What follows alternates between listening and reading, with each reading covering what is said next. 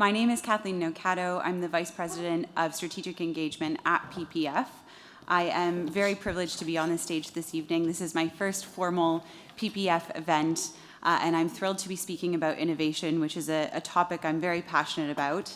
I'm coming to PPF from the Mars Discovery District, where I spent about a decade in clean tech and commercialization with large-scale corporates across Canada. So I have quite a few questions to ask of our distinguished panel off the back of what Simon and Ed just discussed. As we set up here, I just want to let you know how this is going to work, because you'll all have an opportunity to ask a question this evening. We are using Slido, which I think most of you should be familiar with now in this post-pandemic world. The instructions are on the front of that card that Katie mentioned earlier. And so using those instructions, you can scan the QR code, visit slido.com, and enter the ID #PPFlecture, and then submit a question, and others can upvote that question as we go. And without further ado, I think we are ready. I would like to invite our distinguished experts to the stage, Ilse, Judy, and virtually with us, Dozie, Amuzie.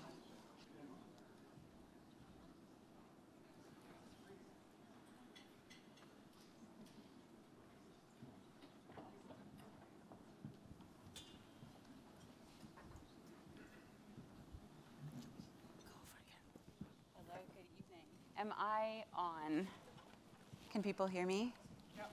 Excellent. Okay. So can everyone see Dozie? No. We'll need to put him up on the screen. I can see you, Dozie. Good evening. Good evening. Can you hear me okay? Yes, I can hear you very clearly. We are just getting you up on our big screen here, so I'm not the only one looking at you. And while we sort that out, I will introduce our distinguished panelists this evening. I'm joined by Dr. Ilse Treurnicht to my left, who served as the CEO of Mars Discovery District for over 12 years, and she is now managing partner of TwinRiver Capital, which is a fascinating impact firm focusing on mobilizing capital to contribute to solutions in an inclusive and impact-driven manner around energy, environment, health and well-being, and inclusive economic growth. I'm also joined by Judy Fairburn, co-founder of The 51, which is a Canadian financial feminist platform and women-led venture fund. She sits on multiple boards, holds a wealth of experience from her education and career, including roles such as Chief Digital Officer and EVP of Business Innovation. Many of these roles were held at large energy firms as well.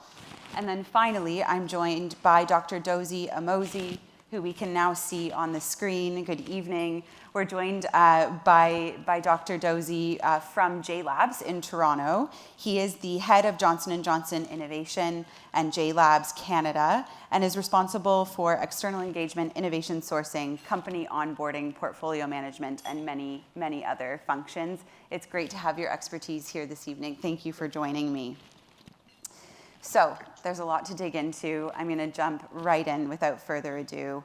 As Ed and Simon noted, we are hosting this panel at a time where there's a shift. There's been a shift from this neoliberal order to one that is based in industrial policy. The great powers have never been more competitive than they are today, as evidenced by IRA, which has been mentioned several times, the US semiconductor export strategy, onshoring and friendshoring strategies that we're seeing announced in the news daily. And it's time for Canada to remain globally competitive, to become more competitive. Yet over the past 20 years, our R&D and research intensity has fallen. We now rank 21st out of 36 OECD countries on research intensity. And so the question is, and I think Simon sort of teed us up and ended with this, what is our competitive advantage, and how are we going to show up globally in this increasingly competitive environment? Judy, I will start with you. Thanks very much. A real honor to be here. Before I jump into that question, very pleased to have been on the PPF board, all of you for a number of years, and on the economic strategy tables. Very, very important for Canada, and now on the Global Hypergrowth Selection Panel in terms of on the podium for our best Canadian companies going global. And a special shout out to those that gave me the opportunity 20 years ago to be a visiting executive in PCO. My time there was formative over this last 20 years in terms of market-driven innovation policy, U.S.-Canada trade, immigration policy. And it's an honor to come full circle tonight to comment on that. And so as I reflect on what Canada's strengths are, and I draw that, and I'm very involved in Creative Destruction Lab in venture capital, working with founders, and a history of being right on the ground, going from the lab right up to large-scale commercial in terms of hard tech commercialization. I'd say, Canada has tremendous strength in starting the process of innovation in terms of our science across multiple sectors. And I see that in terms of what we have growing here in food and ag tech, which is where we're specialized as well, on energy transition, on health biotech. And I think we put an awful lot of great supports in from government, and my kudos to those in the room that are involved and have been a big part of making that happen, to take them up from off the science lab bench and up to the early stages. I think we certainly at a time now, particularly given what's going on in the US, where we really have to think and double down even harder on what scale up it's going to take in our sectors that are, again, what I'm calling hard tech. So energy transition, biotech, health tech, and the like. There's a lot of effort, I think, that has to go into that. What's it going to take now to have global players? Excellent. Ilse, I know you have witnessed firsthand that challenge of taking invention or lab-based research from the bench into practice. Where do you think the biggest opportunities lie for Canada in terms of our unique competitive advantage? Well, I think Simon said it right. I mean, our opportunities in our people. We have extraordinary people across this country in all communities, in all sectors, in all subsectors. But we are small in the global context. And so I think what's really a fascinating challenge for us now is just to become a lot more intentional, strategic, laser-focused in terms of understanding the nuances of the supply chains. We're never going to be able to fill it in a blunt instrument way, but where are the unique opportunities where we can layer our capabilities in artificial intelligence with next-generation semiconductor chips or precision medicine? What does that mean for biomanufacturing? Find those niches where we can bring really unique value to the world and really be at the forefront of the way these industries are shifting. I think the challenge for us is that, as you heard, this is not the way we've really thought about this. And I think it's also a way in which, it raises the question of how are we going to harness the expertise that's out in industry, that's out in academia, that's out in our partner allies, in the global firms we do business with. How are we going to bring all that expertise so that we can make really informed decisions in real time as these markets are shifting in a way they haven't shifted before? And I think that's kind of a structural challenge of how do we build not just the mindset, but the toolbox to actually make those calls and then act in a way that is relevant to the pace of change internationally. And I think the interesting thing is, as a lot of these industries are shifting, they're actually playing to our strengths and away from this sort of large-scale manufacturing, which is tougher for us to compete in previous eras. So I think it's a unique opportunity, but it's going to take a very, very different approach to finding those opportunities and then moving quickly. I think that's the piece. The execution challenge that we have collectively is a huge barrier for us. Agreed. Dozie, you are sitting in, I think, JLABS. I'm not sure. I see the skyline behind you. I'm trying to determine, which has its own toolbox in terms of working with companies and enabling them to not only conduct research, but also scale. What are you seeing as some of the unique opportunities facing the country out of JLABS and your experience also in the US as compared to Canada? Thank you very much. And first of all, I have to apologize to the audience for not being there in person. But I thank you that you were able to, bring me in this way, and I appreciate it. I will double down on, some of the things that Ilse and Judy had said already, which is the idea that people is a strength here, and also early research is a strength. But as it comes down to healthcare or life sciences, it is true that good ideas can come from pretty much anywhere, but it's also true that they come in higher numbers in places where there has been some intentionality and strategic building. So when I look around in Canada, I think the area of neuroscience generally, there's really some differentiated ideas that are coming out in digital diagnostics, digital therapeutics, or even therapeutics in neuroscience, and that's across the country from Montreal down to down to Ontario, where I am now. The cell therapy is another area where there is strength, and one lesson that comes out of there is that an ecosystem that is looking to build and grow, it is good to ride in an emerging area where the rules are not entirely written, and you could be part of writing the rules. And I think in terms of biomanufacturing, it is great that the government has laid out a strategy, but at the federal level and some of the provincial levels on biomanufacturing. What that's going to help with, I think, is, in fact, we are seeing already that cell therapy companies are coming from abroad, from both Europe and from the US even, to come and situate here because the people are here. I think the strategy is supported, and there is an opportunity to stand up that industry. So generally, that's what we're seeing. It is also true, I think this goes to maybe to the point that Judy made, is that there's a lot of early stage effort here, but the strength is not fulsome throughout the length, end to end, from early stage to commercialization. So what we find is that one half of our entrepreneurs are repeat entrepreneurs, which means they have the network, they have connections to venture capitalists and so forth. But one half of the people driving these ideas are actually first timers. And they need a different kind of support in their entrepreneurship journey. And that may be something that we get into. So Judy, I want to go to you next because this is exactly what you do in the 51. I want to ask you specifically about how we avoid brain drain when we don't do that well, when we don't nurture our talent at home, and how do we get over that commercialization barrier? Yeah, thanks. It's something I'm very passionate about, and we're talking on commercialization. I think that is an absolute imperative for our nation. And I must say, I've done a lot of things in my career as a senior executive, board chair of Alberta Innovates.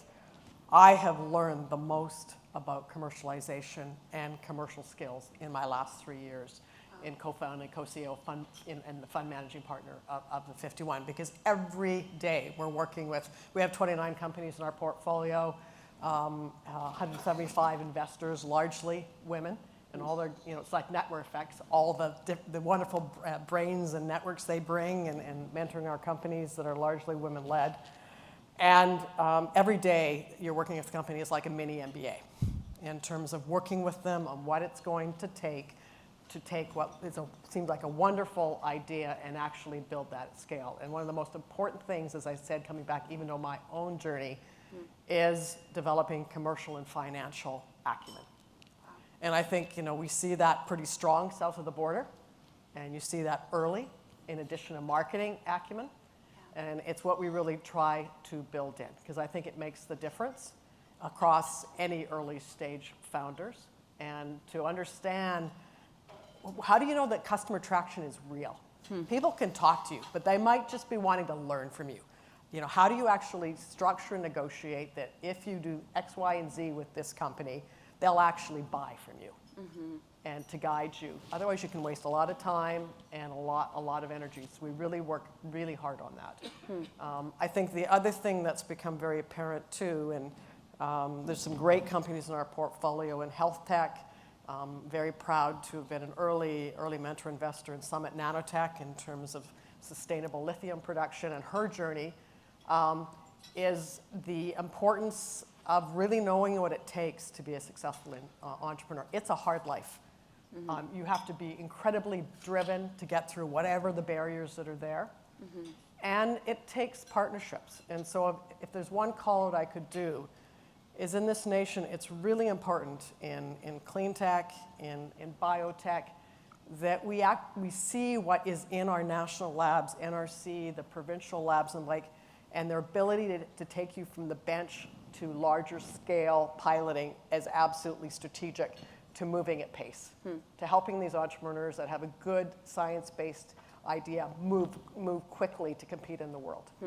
And I'll just do a call out that I think we have to put more emphasis on that. And I think that's some of what you were saying as well, Simon, how important it is. You know, I had a situation recently with a biotech company that I'm involved with. And unfortunately, they had to go to Europe because they couldn't get in to do their next stage of piloting for a year. And that was going to be too long. And the European arrangement that they struck was also 20% cheaper than the Canadian arrangement was going to be. Lots of great expertise here, but we need to reinvest and recognize how important our national labs are and the skills and the assets there to scale up. Excellent. Dozie, I want to give you an opportunity to comment because you're on our screen. Any comments on that? Yes, I think maybe I'll just piggyback on the scaling component. And part of the reason why people don't continue to build here is when there are barriers to scaling, whether and those could be on access to capital, but also some of the things that Judy said right now. I think on the path to commercialization, I totally agree that the financial and business acumen is there. What we also find, especially in healthcare, is that it's a competition, right? It's like an Olympic where the degree of difficulty is very, very high and the whole world is playing. So starting in the early stage, but having a clear view at the end stage, which could be a disease state or something like that, really, really helps. And that's kind of what we try to do with the Johnson & Johnson network, where our portfolio companies, we introduce them to physicians who have seen the disease for decades, and will be able to, in an hour, sort of distill for them, okay, these are the problems that have been solved, and these are the ones that are recalcitrant that you have to really focus on. If you can find a solution here, and that can help guide that person or the group to focus that way. One thing I would say fairly quickly is we focus on the innovators themselves, but I think there is a role of an external body like government or non-governmental organizations. And I'll give an example. Canada has Nobel laureates in virology. There is one at University of Alberta. Canada has delivery systems for vaccines. Acuitas out in British Columbia was part of what was used to deliver the BioNTech vaccine. What I don't know if it's quite strong is the mRNA component.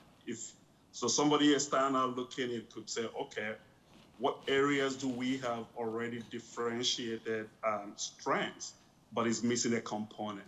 And if an external party comes in and brings that component, it could bring higher value to the other ones that are pre-existing and long-standing. So I want to invite Simon back up on stage because you're technically also a panelist. You're sort of doing double time here. Thank you. And I want to pick up on something that both Judy and Dozie have mentioned, which is this global competition, and specifically in the context of IRA. So, Judy, you shared the biotech example of a company going to Europe. It's cheaper and faster. On IRA, Canadian clean tech companies are talking about, so you've got 40% IRR if you're domestically manufacturing in the US, 3-year payback, maybe 1 to 2 with certain accelerating factors. And in Canada, with the investment tax credits that we have available here, you're looking at a 13% IRR and probably around an 8-year payback. So incredibly competitive. Canadian companies are saying they're being scouted by American firms daily. What does this mean for Canada's innovation economy? What are we going to do about it? And what does it mean specifically for our manufacturing capabilities as well? And I'll open it for comment. You want to jump first? No, I'll go. Well, I mean, I think I can just tease that the government did, in the fall statement, talk about the necessity of coming up with a response to the IRA, and it talked about the necessity of a level playing field. I think it's not lost in any of the policymakers, certainly that I deal with, that that legislation does, put in place some very significant, incentives in a whole variety of areas related to clean technology that are material, and that Canada's going to have to make some decisions about how it responds. Maybe though, if I could just, because IRA is certainly one thing, and it will deserve a policy response. The government has said that it's going to respond, and I'm not being coy. In a way, I can't kind of get out. Obviously, I can't get out in front of the budget, and it'd be speculative. But I would say, even prior to the IRA. And I think, Judy and you guys were talking about this in the panel discussion. I mean, we have certain advantages as a country, and then I think there's just in some ways, there are certain disadvantages of being a relatively small, economy sitting right next door to one of the biggest and most dynamic economies in the world. And I think some of the things that government has tried to do in public policy terms have been to try to offset some of those disadvantages. So, I mean, like both of my brothers are in the arts, apropos of nothing. One's in theater, one is in music. And if seriously, like if you really, really, really want to play with the best jazz musicians in the world, you go to New York City. I mean, maybe you go to Montreal, but that's like everybody around the world, goes. And if you want to be a professional in theater, there's like 3 cities in the world in English anyway, you would ever think to go to be a top player in theater. If you want to be a movie star, you go to Hollywood, maybe you go to Bollywood. And that's hard to tilt against, right? And so you can be the world's greatest actor, but if you're in Saskatoon, the opportunities are going to be more limited than if you go to Los Angeles. And I think that there's a version of that plays out, frankly, in clean tech or in virology or whatever, which is the capital pools are a lot deeper in the U.S. The ecosystem's a lot bigger.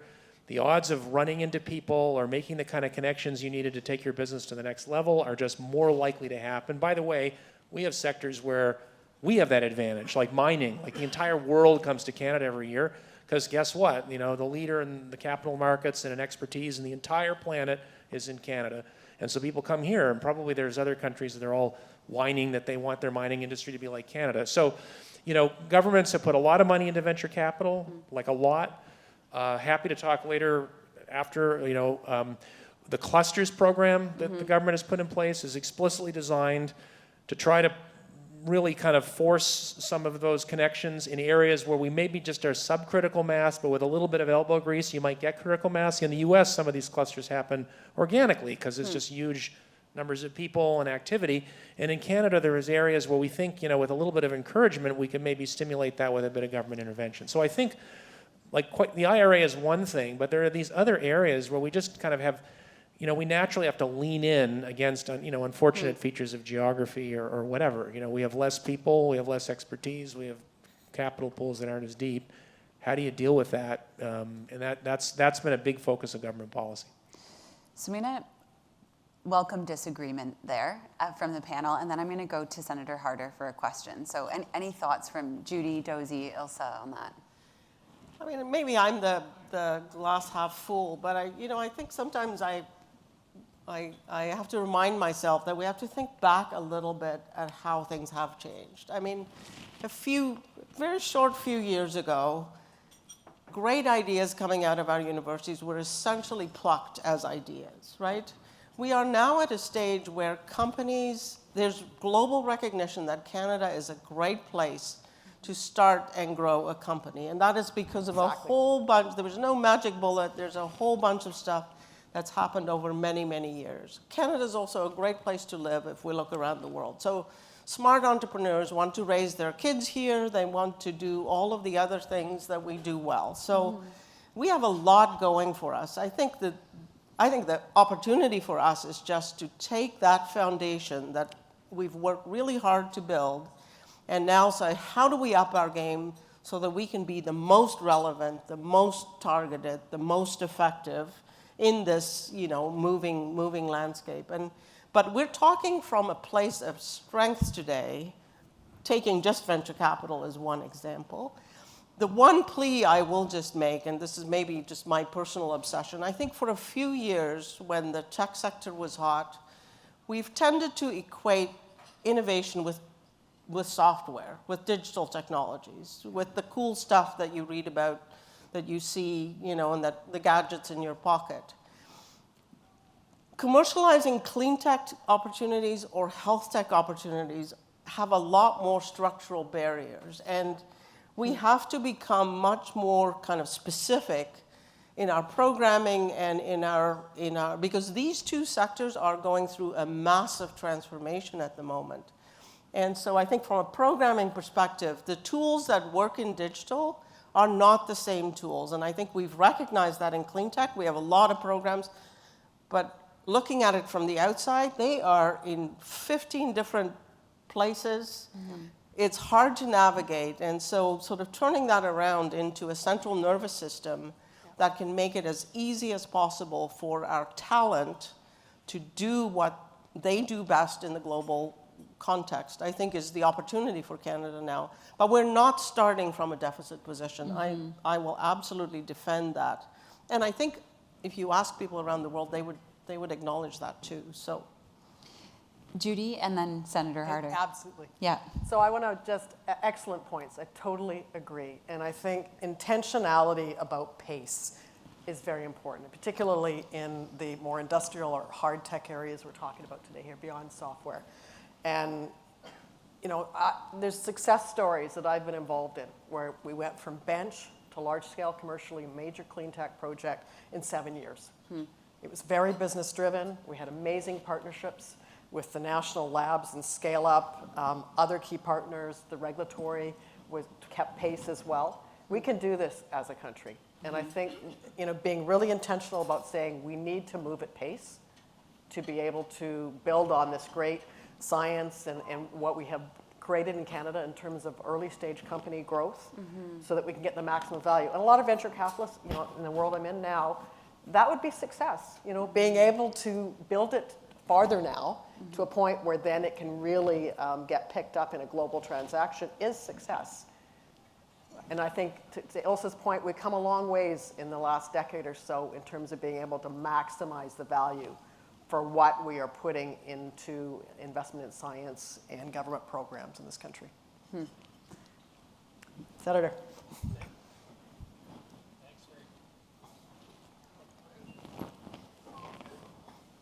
you want to turn this one? Oh, is it on? Yeah. Yeah. Thanks very much. Terrific discussion. About 20 years ago, on the other side of the canal, there was a gathering of a smaller number of public servants talking about innovation. And we had Lester Thurrow for our discussion. And he said the single greatest problem in public policy is dealing with incremental decline. Earlier, there were some references to some of the OECD and other comparative data, which shows that Canada has in fact declined on a number of indicators that are key to innovation, whether that's the GERD or other factors of human skills development or the like. I don't want to review that except to say this conversation is so optimistic, and yet the reality of Canada's performance would suggest that we're actually losing to our competitors. So I want you to reflect on that and sort of say what's missing in your optimism that we need to adjust to ensure that we are actually outperforming our competitors, and what does that require? For example, I've not heard one word tonight about provinces and their role in this journey. Crucial that there be some kind of alignment. I know it's a Canadian problem, but Simon, you know that we've got 4% of GDP on the sidewalk to be picked up in terms of interprovincial barriers if we wanted to have that growth. Or what about the private sectors? The GERD is a private sector problem. How do we ensure the kind of alignment we had during the FTA negotiations that were sectorally informed and provincial jurisdiction sensitive? How do we capture some of that architecture for the next phase of our innovation journey? Great. Dozie, we'll go to you first. Easy Okay. question. I didn't realize we were that optimistic. One of the areas that I really want to delve into is for biotherapeutics and the challenge for Canadian innovators to take a biotherapeutic idea from beginning to end. And I was thinking through, you would find very few examples of people who have raised more than $10 million of capital for biotherapeutics exclusively in Canada. And when I think of first-time innovators, which is first-time entrepreneurs, which is about half of our innovators, we have 96 portfolio companies now. Somebody can have a really good idea, and there's people who are willing to give capital into it. But once it starts getting north of 10 million, if there is no one external, which is where the first-time innovators have the least network, it becomes really, really difficult. So that's something that I don't know if a lot of people know that. What the outcome of that is that there are good ideas sitting here that could be transformational, that right now we don't know if they will make it through the next year. So that's an area where I think, on the contrary, if you go to a place like Boston or San Francisco, or maybe even San Diego, it is hard to find that. Those ideas will find money to support them. In fact, increasingly, Philadelphia is becoming that kind of place. So I think there is role for, there may be something that Deputy Minister Kennedy already knows or can say about this. But what I see is right now I have ideas sitting here with people who have capital from the US to commit to a Series A raise, but they don't want to lead the rounds from outside the country. And there's no one within the country who would lead the rounds. So I think that kind of thing, and there's not so many of them, but these are the things, the risk capital that can be transformational and pull an ecosystem along with it. And I think that area requires a little bit of look, especially in biotherapeutics, because the time to exit is longer than some of the other tech areas that we're talking about. And the tolerance for risk based and awareness is a little bit different. Excellent. So I want to pick up on that and tie a few threads together. So a question in there is, how do we unlock risk capital? I think a question from the audience that ties to that and to what you were talking about there, Dozie, is the idea of how do you move from incremental innovation and incremental ideas to transformational ideas, and how do you unlock that risk capital to do that? So thoughts from either of you. Judy, go. So big believer in, as individuals, we may not be willing to take the same risks that we might take when we're in a group and can learn from others. And I think that I've certainly seen that at work at Creative Destruction Lab. You pull all that business judgment together and sector experience from unbelievable experts around the world. That has made, it's made a huge impact in terms of really starting to invest in early stage ideas and getting them rolling. I think for the 51 as well, we come from a philosophy of capital plus community accelerates commercialization, because you don't have it all in one brain yourself, and the ability when you come together to then say, okay, we can do this. And I think we need more of that in Canada, because I think we are a more risk informed nation, I would say. And I think the second point I would say is, I think to your point, Peter, as well, around across provinces. What I see in the private sector, in the private capital markets, is we don't really feel a sense of borders. We operate in where are the best opportunities, how do we collaborate together? And I think one of the things I'm particularly proud of is in my home province of Alberta, we're actually up 6% year over year in venture capital dollars versus Canada being down 39%. So continuing to drive on, because this is the time to invest, when the market's down a bit. The number of deals are up 23% versus the rest of Canada minus 8%. So I think that ability to also look at the macro and say there is opportunity when times are challenged.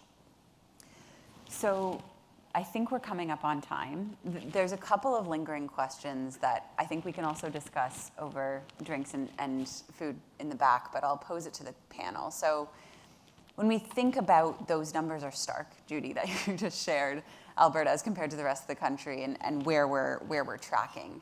And Simon, you said something earlier about moving away from, frameworks and government's role in building frameworks to perhaps, picking winners and that being a completely different way of thinking about this.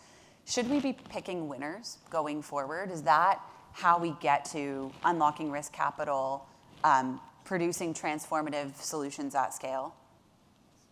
Well, I think to answer that question, I thought Ilse's remarks earlier about, I'm paraphrasing a little bit, but that actually, and I'm really am paraphrasing, but we have certain areas of competence or expertise, or we have spots where there's actually something really special there, and like part of public policy and part of what we need to do is try to figure out what those are and figure out how to leverage that and make something of it. And then Dozie was saying earlier, I really was struck by it.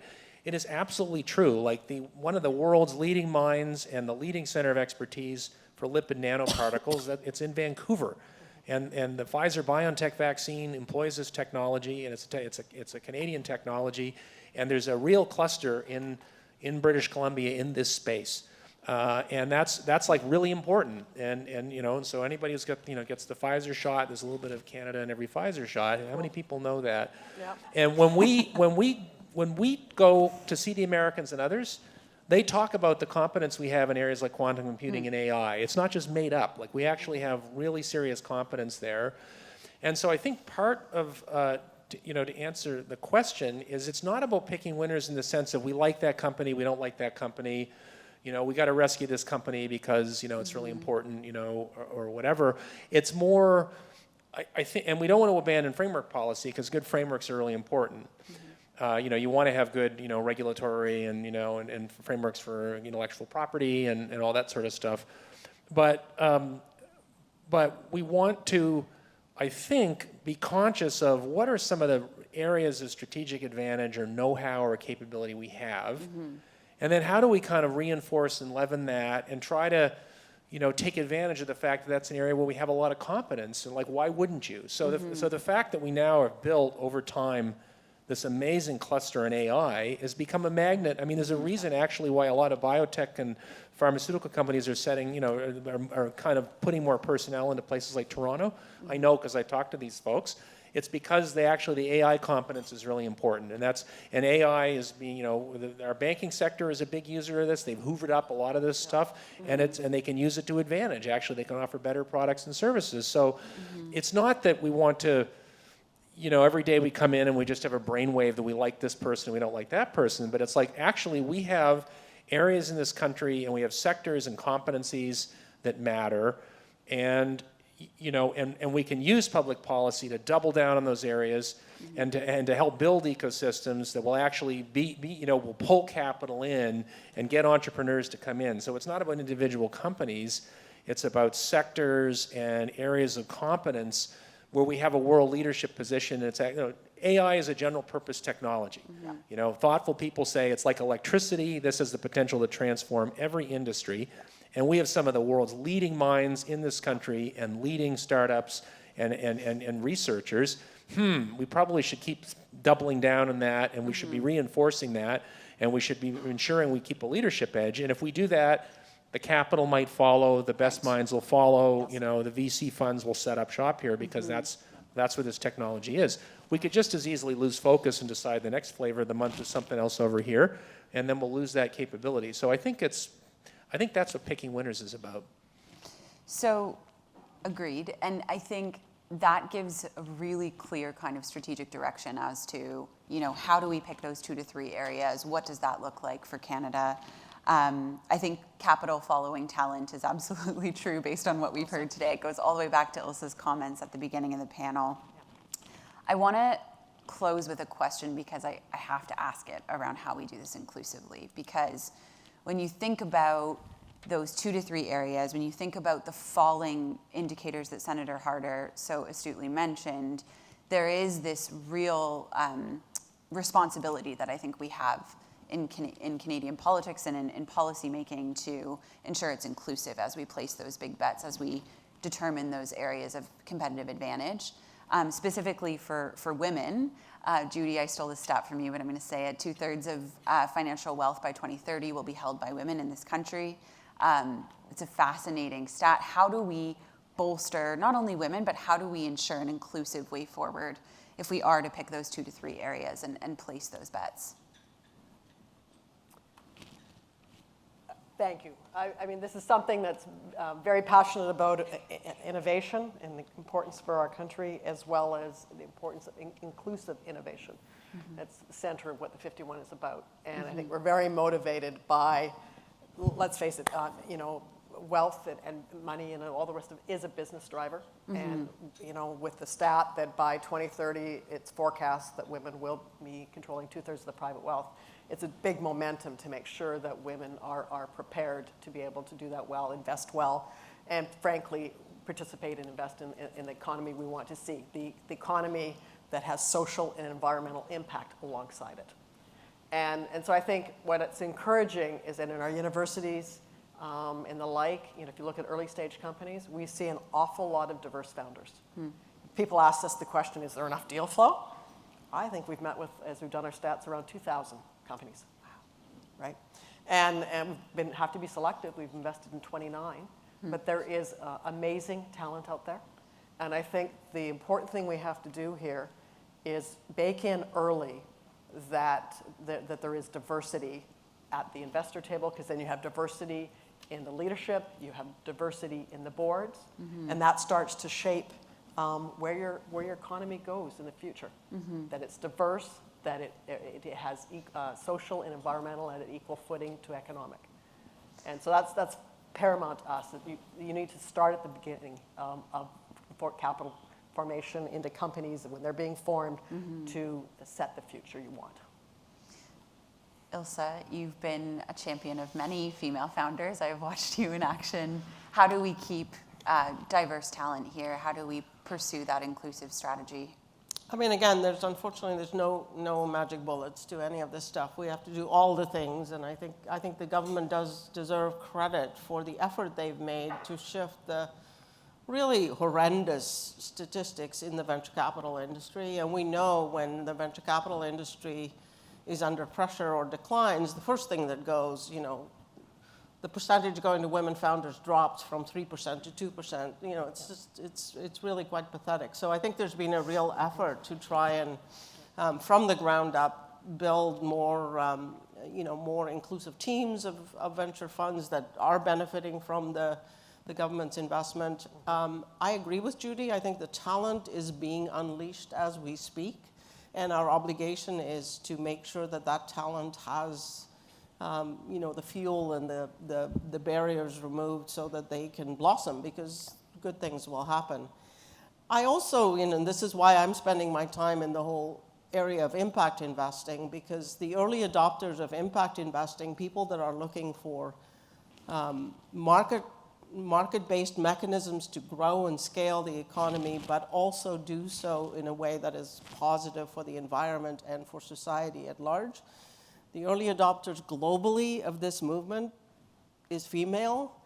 And I think if we do this right, we will build a kind of country and a kind of economy that will serve us incredibly well and will bring us full circle to where we started this evening for 7 generations. So I think this is a real opportunity for Canada, but there's no easy answer, and we can't let up on this, for a moment, because the minute you take the pressure off, it slips back to standard patterns. That's just the way the economy, the sector has built itself. So, but it's a chance for Canada to do something differently and to show the world how it's done. So I'm excited about it, actually, partly because the talent is just staggering. Not just women, but I mean, we're benefiting from the entrepreneurial spirit of our immigrants, people who come to this country with global networks, the whole sort of trading relationships and partnerships that we can build if we actually mobilize the human networks and make sure that those entrepreneurs can build truly global new economy companies. And to the senator's question, my defense for my optimism is that I think we work in the new part of the economy. A lot of the bird statistics is based on a lot of our established businesses. I think the pandemic has certainly shown they can do digital transformation if they have to. But there's a new wave of businesses being built, and frankly, they don't have their first customer in Canada. We have to get much better at being their first customer in the health system and in our energy system. But most of them have to be baby multinationals from the day they're born. And they have a very, very different mindset because our market is just too small for these new technologies to be adopted in your neighborhood. So it's a very, very different beast. But if we don't take care of that layer of the economy and its growth, I think we're going to be stuck with some of that bad data. Dozie, I'm going to give you the last word on this and we'll wrap up. Thank you very much. I think I agree that diversity is an area where I actually do believe Canada is doing really well with the 50-30 strategy and all of that. I have deep family networks in South Korea, in Nigeria, and I spent 20 years in the US. And of all the places I've been, I'm fascinated by how all of these countries are connected in Canada. Doing business. I mean, Texas, Toronto is investing a lot in sub-Saharan Africa, and we're finding Korean companies come and invest in AI, and all of this, I think, in part, is because of the underlying diversity of the people that creates the relationships and networks that makes these not so easy intercultural across language and conversations a little bit easier. So, but I think in the 50-30 strategy, we also have to pay a little bit more attention in the details of the 30 to make sure that some subgroups of minoritized people are not underrepresented in that 30. I think that's something that we have to be a bit more thoughtful about. Well said. I want to close by thanking you all for your honesty, your candor, and your leadership in Canada on these issues. I heard that we can't take our foot off the gas even for a moment, but not only as it relates to inclusive innovation, but as it relates to our competitiveness on the global stage. And we have invited another expert to come up and summarize the discussion much more eloquently than I am able. So I will thank our panelists for your remarks and invite Andre Bilot, SVP of Corporate Services at BCE, to the stage.